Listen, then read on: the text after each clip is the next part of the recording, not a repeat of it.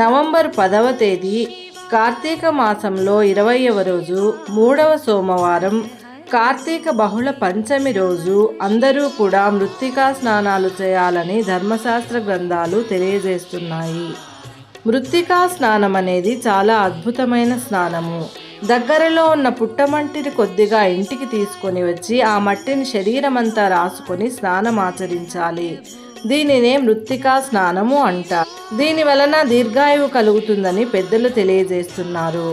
కార్తీక మాసంలో 3వ సోమవారం శివుణ్ణి సువర్ణ గన్నేరు పూలతో పూజించడం వలన బంగారు కొనే యోగం కలుగుతుందని పెద్దలు తెలియజేస్తున్నారు.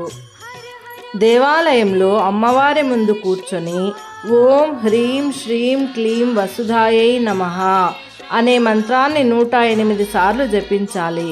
ఈ వసుధా మంత్రాన్ని జపించడం వలన సొంతింటి కలను